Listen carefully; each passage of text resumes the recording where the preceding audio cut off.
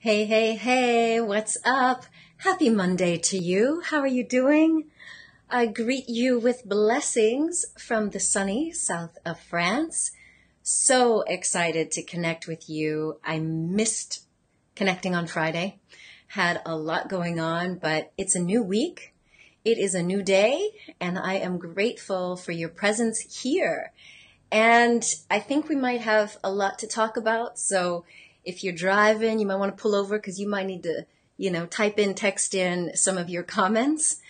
I got kind of hit over the weekend by a client of mine who has a major, big joint venture partnership thing going on. And a lot of things are going on in the negotiation. And we had to work through some stuff, not just on like the physical, financial, legal level of the transaction, but on a deep spiritual level. And so I want to ask you if you've ever been in a situation where you had to say no to something, even though you had been gearing up all of your energy and motivation to manifest it. Have you ever had to walk away from a deal or from a relationship and you were scared because you knew it was going to hurt them? It might even hurt your reputation. Well, if you have, then we need to chop it up today because that's what's going on. And I'm not giving away anything. Don't worry. I actually have permission from my client to talk about this, although there will be no names. I won't even tell you the industry. Well, I mean, you know what I do. But in any case, this was something that I found really kind of tricky because so many of us find ourselves in this, beautiful world of entrepreneurialism and trying to hook up with all the ballas in the world, trying to do big things, right? So what happens when that big, big thing turns into something that, is really kind of questionable? Because that's really what happened in this case. So I guess I want to just start everything off with this first idea. What do you stand for?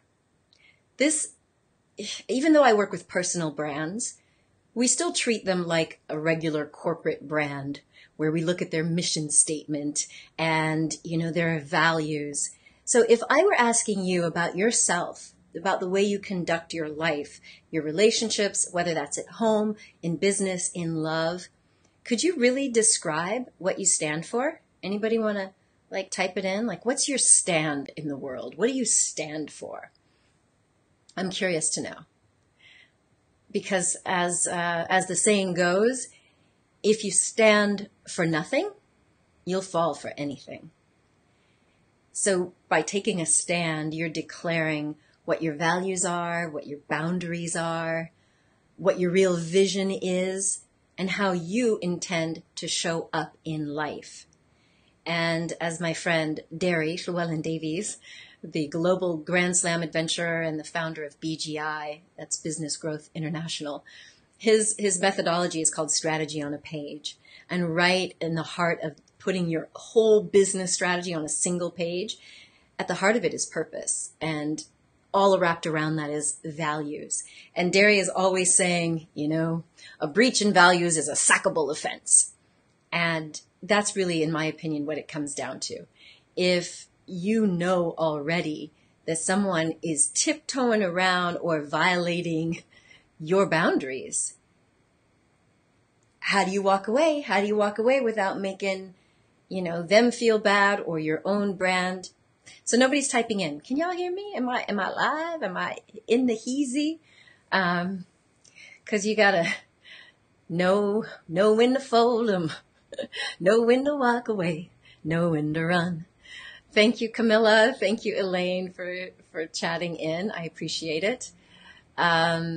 Okay, so Elaine, you say that one of your values is to speak the truth even when it isn't easy. That is what you are here to do. I love it. And yeah. But this is where there's two F words that come up. Again, in honor of Derry and his TED Talk. His TED Talk's called F the Fear. It's not real anyway. But, and you'll have to see what he says about the F word in there. But this really does come down to two F words. One is faith and one is fear. And so when it comes to looking at your life, your relationships, whether it's a huge business deal, it's a family thing, it's a love thing, are you operating by faith or are you driven by fear? Because that ultimately is going to impact how you interact and what you do. Thank you, Romeo. Yes, I'm getting closer to singing. Elaine has already suggested that she's going to organize a duet for us. So that's coming. Don't worry. I've been working on my chops. I am agreeing to sing.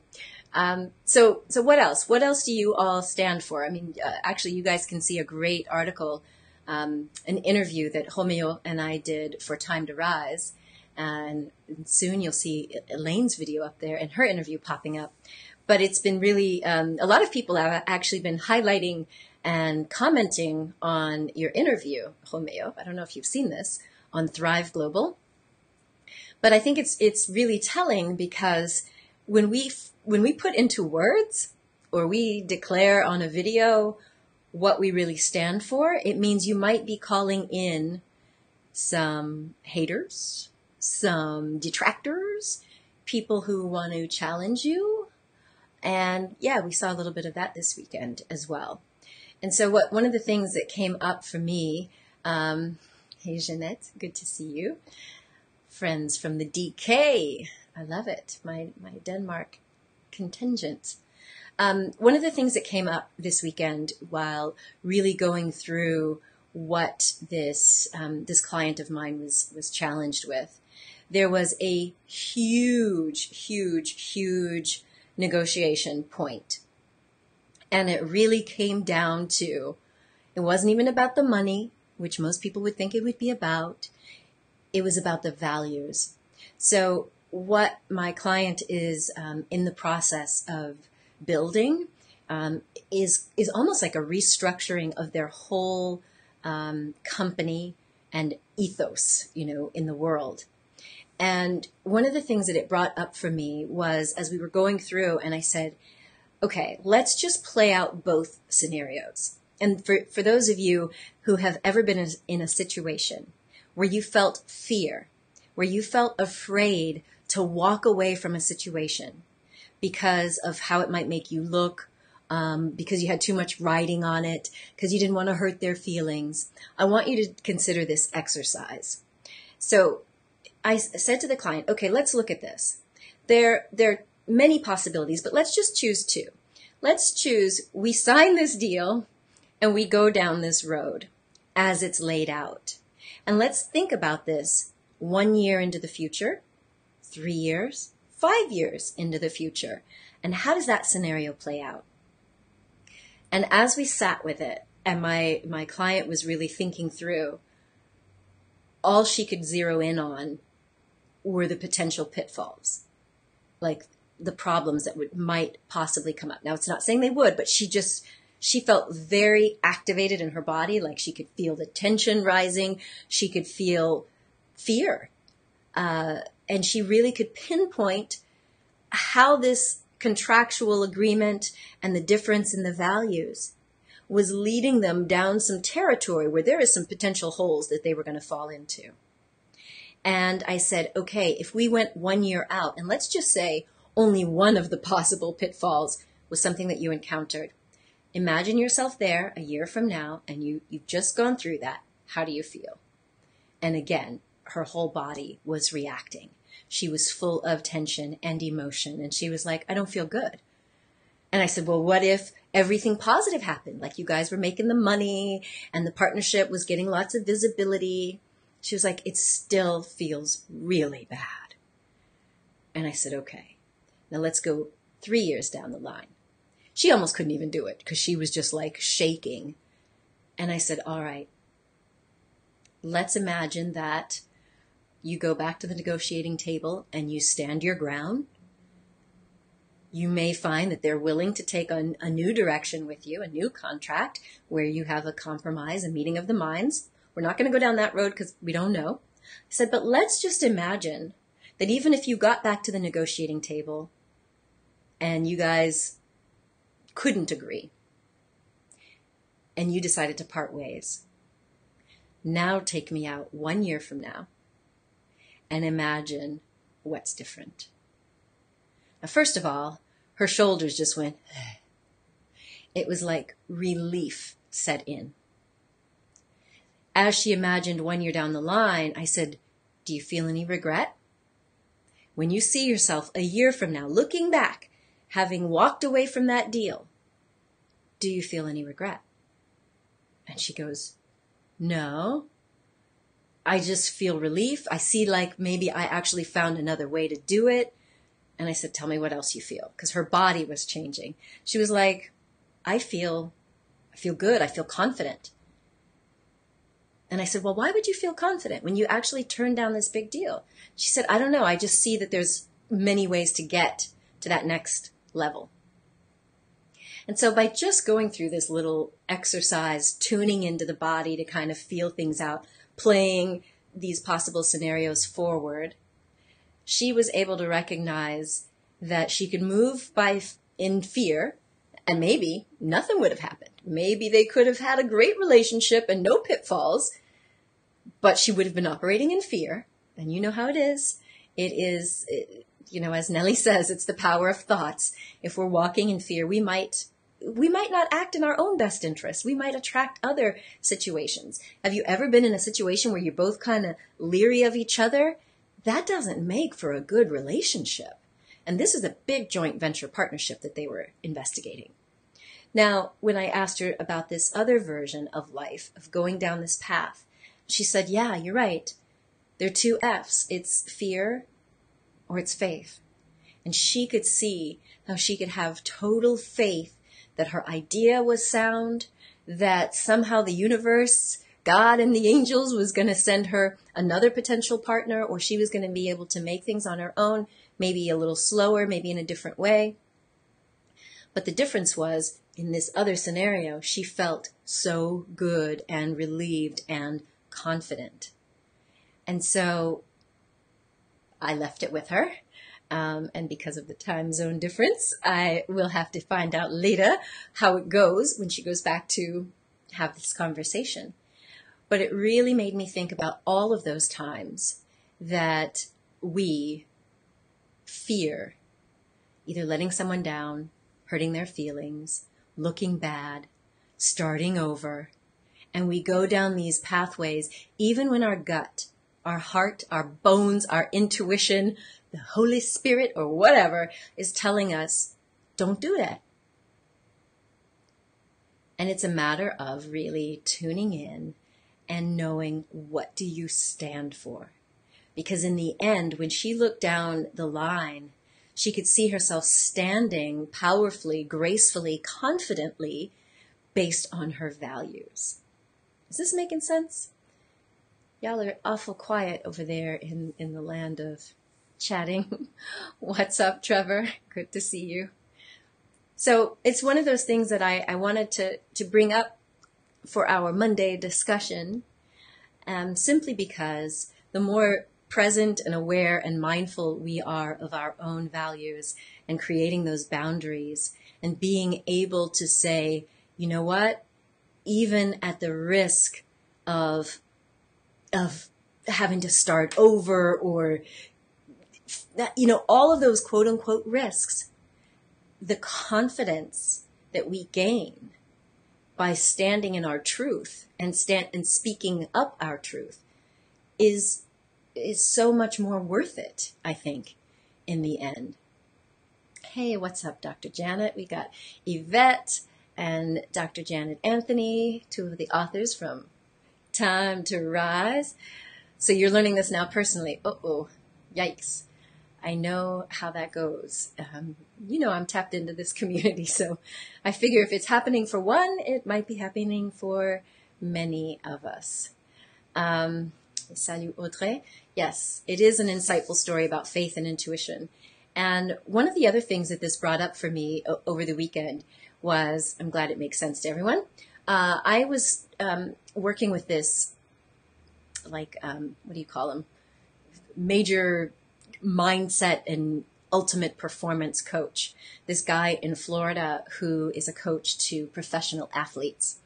And we were talking, this is years ago, we were talking about what happens when you have to strike out on your own, and it's pretty much against what conventional wisdom is saying you should do. What your mama would say you should do, what the school books say you should do, what the media says you should do, but something within you is telling you you've got to trust, have that faith, follow your intuition, and what happens when you step out. And this is a whole different playing field, literally. So this coach was telling me a story about Tiger Woods. He's the American pro golfer. Hopefully everybody here, you know who Tiger Woods is. And there was a moment in Tiger's journey years and years ago where he was changing his approach to golf, like a golf swing. Any of my pro or semi-pro or, amateur golfers out there, I don't personally play golf, but when this coach was explaining to me how much goes into a golf swing, from the position of your feet, your legs, your hips, your torso, how you hold the club, it's everything. It's the movement, it's the breath, it's your eyes. Like there are layer upon layer upon layer upon layer of elements that go into crafting or constructing a golf swing. And once you've done it enough, muscle memory takes over so that your body just knows exactly what to do. And literally, if you're in the zone and in that state of flow, which these really highly advanced athletes can do, you don't have to think so much about, am I holding the club in the right way? Because your body has memorized it. And so the other parts of you, like your intuition, can start to pick up on the amount of wind and the curve of that bank, and maybe the grass was wet, like all these other things that you wouldn't be able to tune into if you had to be thinking about, okay, left leg goes here, tuck in my butt, swing like this, Yeah, you can tell I'm not a golfer. But anyway, so here he was telling me that Tiger had changed something about his golf swing. Now, the danger is when you've been performing at a high level, when the whole world knows you as this major, professional, successful superstar, then they expect that you're going to maintain that superstarness. And the haters and the detractors and your enemies are going to be out there just waiting, hoping that you're going to mess up. Well, guess what happens when you change something so fundamental to your life or your business or your game, like your golf swing? You're going to go through a period of time where you look like an amateur, where you might make mistakes, where you're going to be getting back into the flow and the vibe of it. And yes, your mind may start playing tricks with you because you used to be able to tune out what everybody else was saying because you were in your groove. But as soon as you do something new that's a little bit outside of the norm or a little against the grain, then if you're not really on your mental toughness game, then your ego may come in there and be like, oh my gosh, what are they saying? What are they thinking? What am I going to, or, oh my gosh, I don't know if I can really do this. Maybe I shouldn't have changed it. Da, da, da. Like all the things that go on in our internal chatter can come up. So here we are, years ago. Tiger changes his golf swing. He's about to go out for a major tournament. And yep, people who follow the game knew that he was changing some stuff. So there was this increased scrutiny of what's going to happen. And sure enough, apparently the game was whack. He did not do well. And of course, all the critics, all the little sideline coaches and golf enthusiasts, all those experts started chiming in.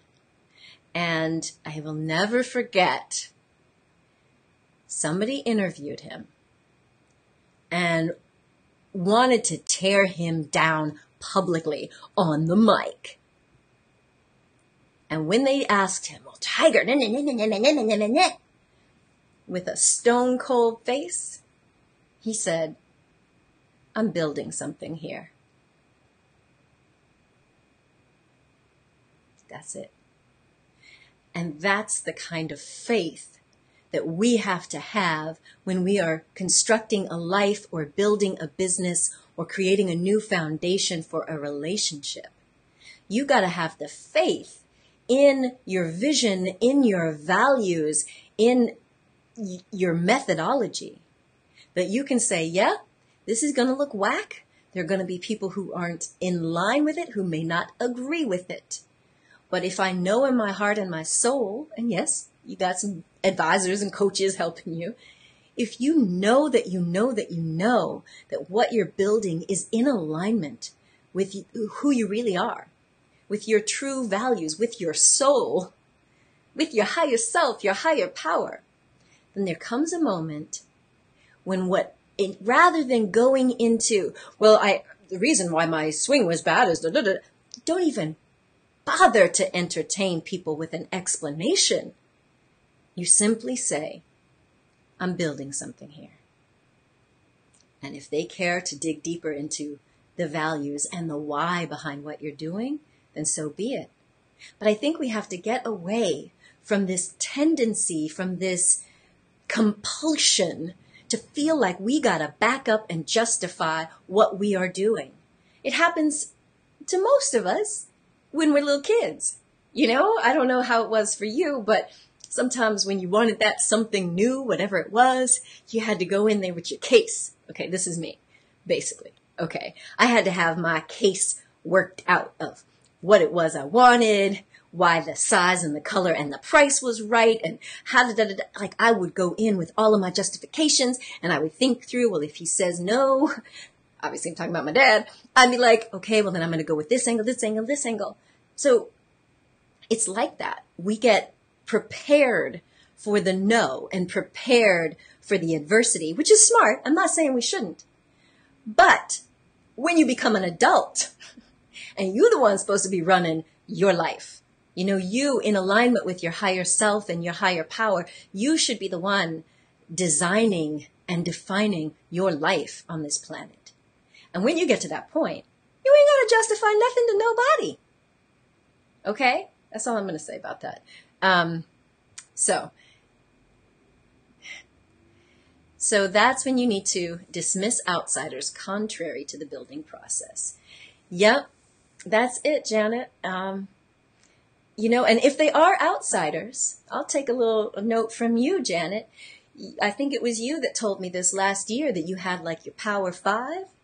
And I was talking to one of the Real Self-Love leaders, Dr. Valencia Ray, and she and I were talking about some stuff about, you know, even Jesus, you know. He thought he was doing the right thing and had all these little haters out there.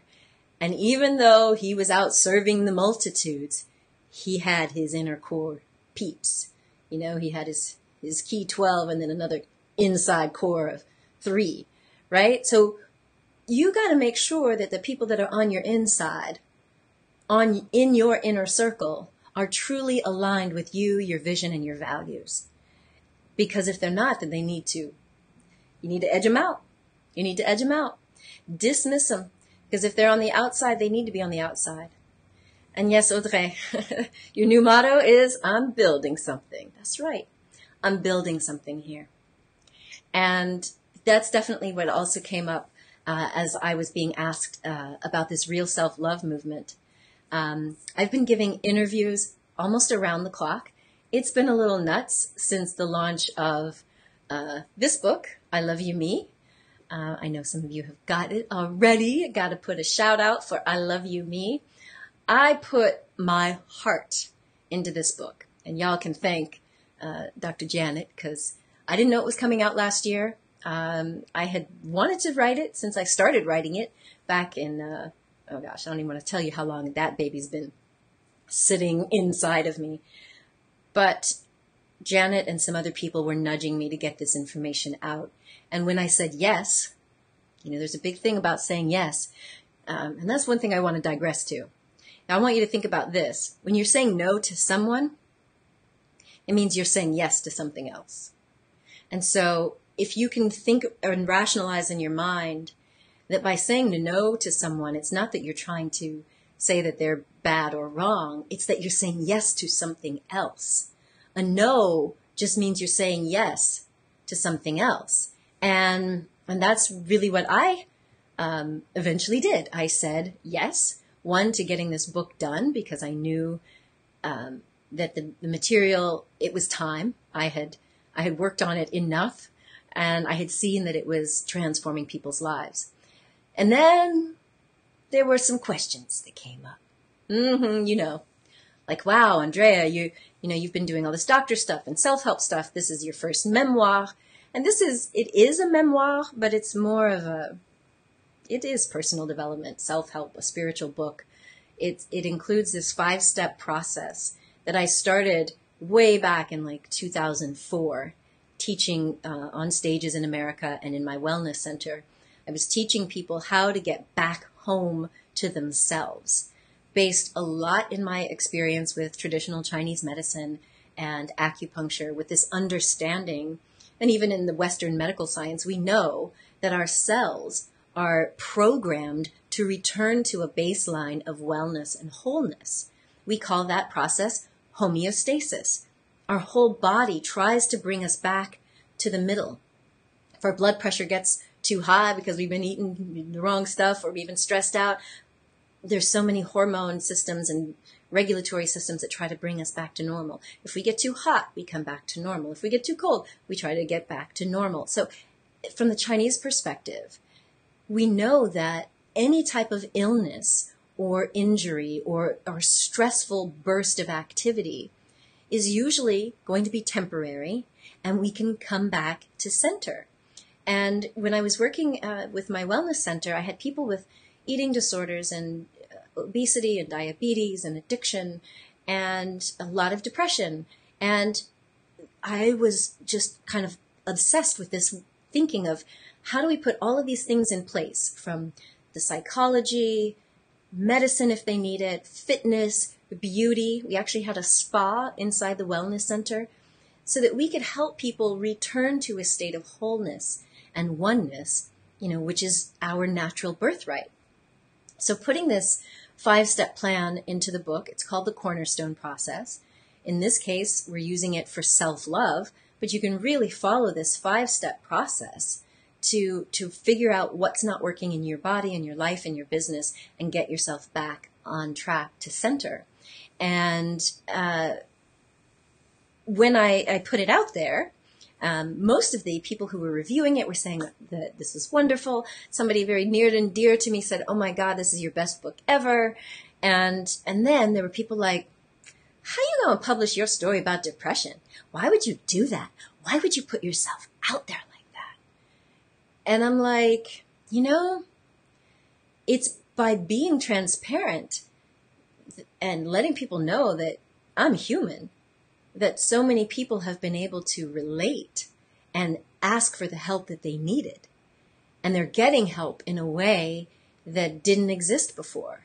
Not everyone has been able to find the perfectly compassionate blend of Eastern and Western and holistic and spiritual in their psychiatrist, psychologist, doctor, therapist, whatever. And so putting it out there I didn't even think of it as a risk. I just felt like it's time. And when I say yes to the divine, what I'm saying no to is any ego or doubt that would come in. So anyway, Janet says, that's good. When you say no to something or someone, you're saying yes to something or someone else. Yesterday you said yes to me. Good. It was costly, but you're saying yes. Yes to me. Yes to you, Janet. And that's really what I want people to get out of this book, is permission to say yes to yourself, giving yourself the time to investigate and find out who are you?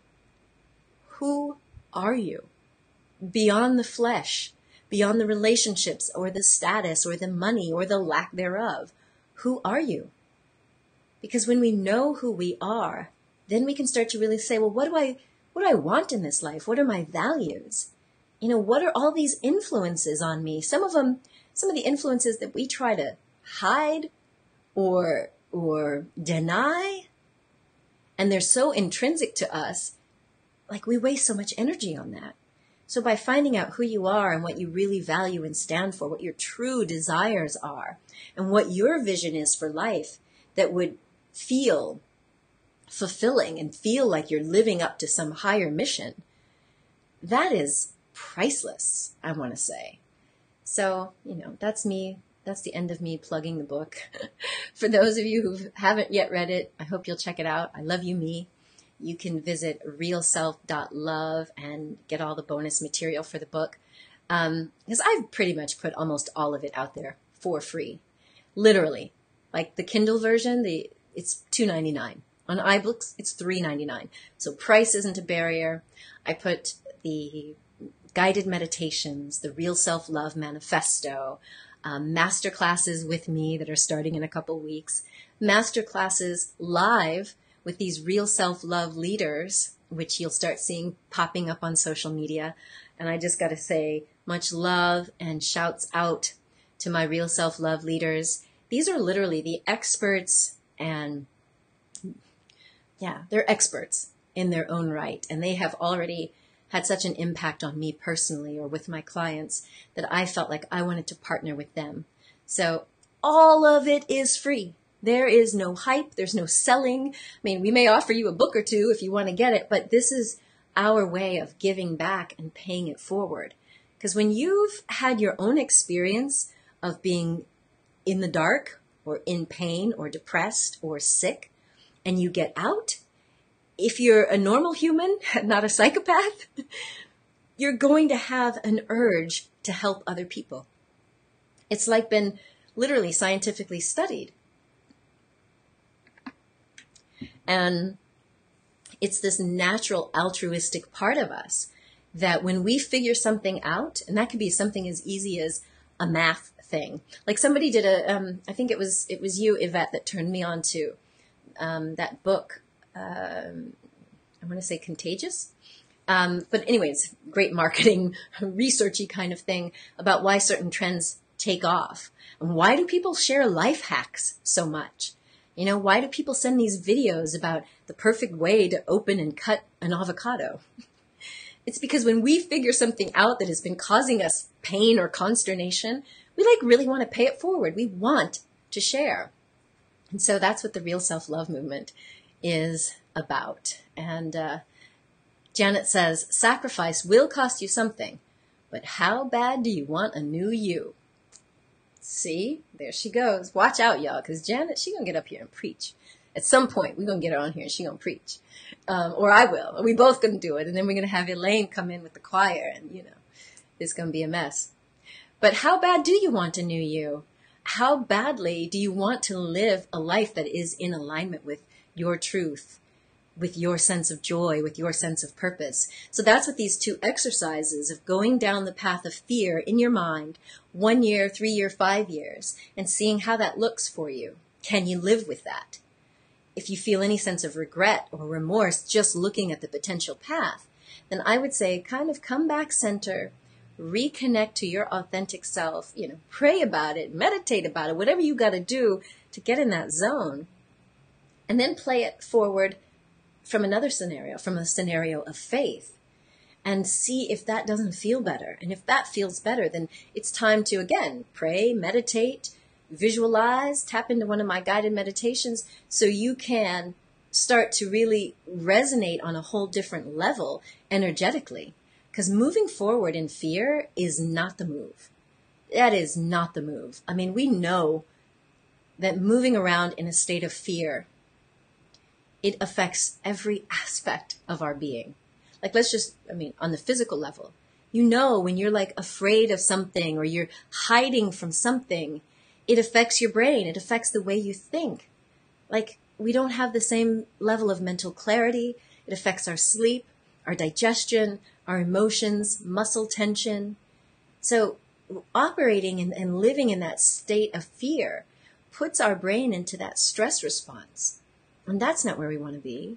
We want to be in a state where we can tap into that divine flow of energy. And the only way that we can do that is by being really open and honest. Being honest with what is actually here in our world, what our body is giving us signals about, or our intuition. And yes, sometimes you need the advice of good counsel, your inner five or whatever, however many people are in your inner circle that you truly can trust and be open and transparent with, so that you can get the insight that you need. And then you can go within and weigh these options. because we owe it to ourselves to be living that authentic alignment with what we really say we want to do in life. And certainly our relationships deserve that, right? So Jeanette says, wow, synchronicity. Back in '99, you and a group of girls made a project for business school, and it was a wellness center. So why is that a synchronicity, Jeanette? Are you thinking about doing that again? Is that idea kind of bubbling and tingling in you, or what? But yeah, I hope that whatever is bubbling and tingling in you is pushing you forward on your path, my friends. Because life is short, you know? You have one life in this particular vehicle that you're in now, and life is a precious gift. You know, and in some traditions, the belief that to have been born as a human, that is a rare and precious gift. And a human life, I mean, we're pretty magnificent, but we're also, you know, fragile. There is the chance that stuff's going to break and fall apart. So like treasuring this gift of life that we have, you know, just requires that we just become conscious a little bit. And then knowing that this life is precious and fragile and it's a rare gift, you start to realize, wow, I only have a short period of time in this little body. I might as well live it on my own terms, or live it in alignment with whatever spiritual ideal or higher ideal that you have, rather than worrying about what everybody else out there is doing. Like, who wants to do that? Really, honestly, who wants to do that? Because I've been down that road, fulfilling all the little desires of everyone else, and it does not lead to bliss. And Jeanette says she's thinking about doing a retreat. Cool in the gang. So anyway, so if you're going to be living a life and knowing that it's short in this lifetime, you might as well be living it for a higher ideal, you know? It's like, you know, you got to realize, what are you willing to say? Yes or no? You know, how do you make that distinction for yourself? You know, in the words of Prince, he said, don't play me. I've been to the mountaintop and it ain't what you said. Don't play me. And that's kind of where I am. And then you realize that all of these choices that we make, you know, when my client looked down that road, she saw that those choices that she made, those compromises, that set her up. I mean, that's the cause and effect. You can call it karma, you can call it cause and effect, call it what you want. But the decisions that you make, they're going to bear some sort of fruit in your life. And once you really become conscious, it's about, wow, if this karma thing exists and I'm locked in by these choices, I better start making choices on the side of the good and stay away from those that produce this negativity. And if I'm so busy worrying about what everyone else is doing, that is only going to lead to more suffering. You know, all of this trying to live up to someone's expectations or to acquire things or stay away from bad things, all of that is what leads to our intense pain and suffering. And again, once you recognize that, then you kind of realize, shouldn't I just be living according to some higher ideal? I mean, if I'm going to be doing something, it should be in alignment with the heart and soul that I believe is trying to help me be the best person that I can and to serve as many people as I can. That is at least the way I am seeing and feeling and experiencing things these days. So there you have it, my friends. I wanted to share this little story with you so that maybe if there's stuff you're dealing with, hopefully this will bring you some sort of insight. I will be looking forward to connecting with you over the next few days and weeks, especially in the Real Self-Love movement. You can visit realself.love and you can download all these beautiful guided meditations from my book, I Love You Me, and the Real Self-Love Manifesto, which I think is particularly beautiful, me, myself, and I just love my designers. What can I say? They have designed this manifesto, which was something that as I was writing the book, you know, you kind of think through what are the ultimate images, ideas, and what do I want to say? Boy, that's huge. How do I make that smaller? Anyway, that's the Real Self-Love Manifesto. If you were able to take all of your values and the vision for your life and your own personal success mantra, you could create your own manifesto. But what I did is I put it together as the Real Self-Love Manifesto, which you can, again, download at realself.love and get access to a bunch of lovely, lovely gifts. And in addition to that, masterclasses. As I mentioned, some of our Real Self-Love leaders are going to be coming on and teaching about all of these different pieces of the self-love journey. And I do hope that you will join us for that, because it's totally free and it's our gift to you. And so Karen's another one of our authors from Time to Rise. She says, perfect timing for a drive to get a little self-care. Ooh, I hope you're doing something wonderfully pampering and good. So my friends, once again, I wish you much love on this beautiful Monday, and I look forward to connecting with you throughout this week. Visit realself.love so you can join us on this real self-love journey. Join the tribe, totally free. There's also an open and a closed Facebook group. We have two, because one, the open community, the Real Self-Love movement, is meant to inspire and motivate you as you're really putting these things into practice with loving yourself and standing your ground.